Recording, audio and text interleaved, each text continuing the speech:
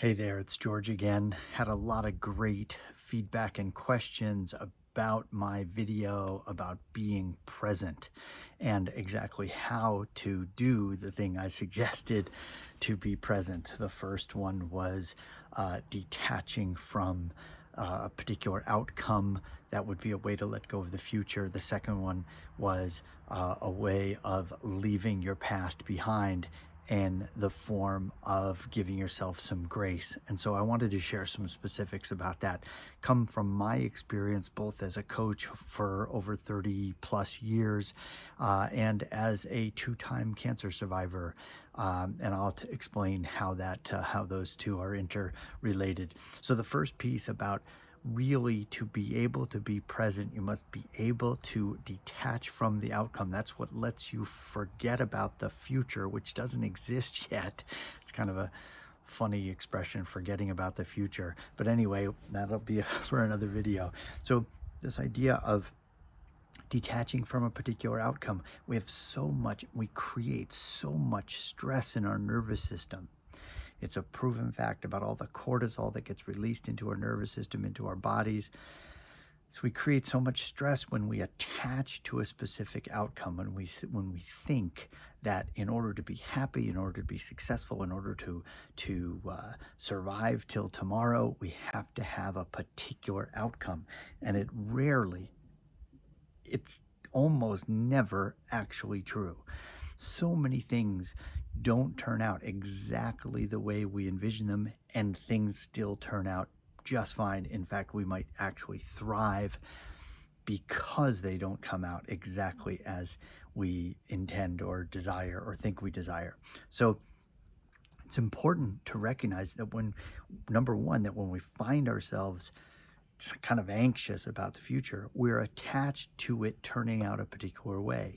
That's a great opportunity for us to practice remembering that things rarely turn out exactly the way we intend them, and usually that's better.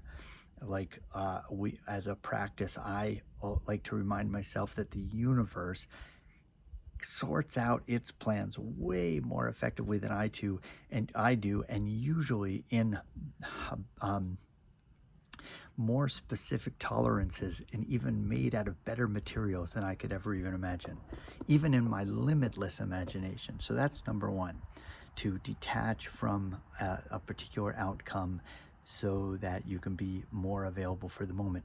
The second piece that holds us back from being available in the moment is our attachment to the past. And that's usually in the form of some kind of resentment or judgment about either something you've said or done, or something someone else has said or done. And again, that keeps us in the past, it keeps us in a moment that doesn't exist anymore.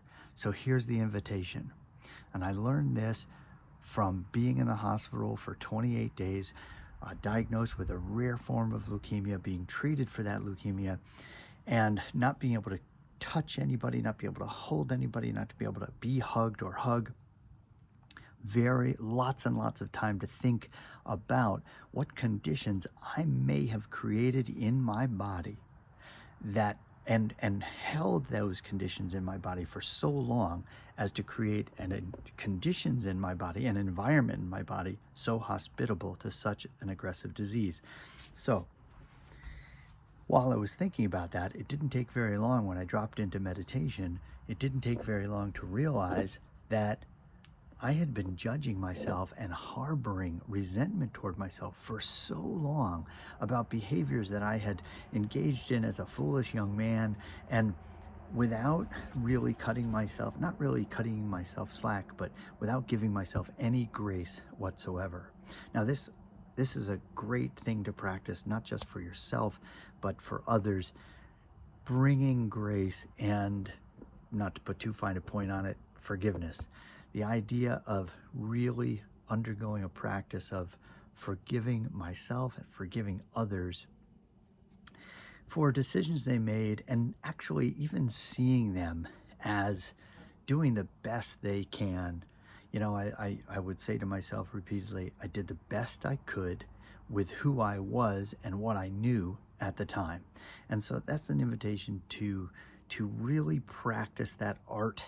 And it is an art, it's an acquired skill uh, of forgiveness, forgiving yourself and others, and remembering you did the best, they did the best, and giving them the benefit of the doubt that they did the best they could do at the time with what they knew and who they were. And when you can do that, and remember, this is not all altruistic. This is also for you. This is really good for your health. Forgiveness is a great healthcare strategy.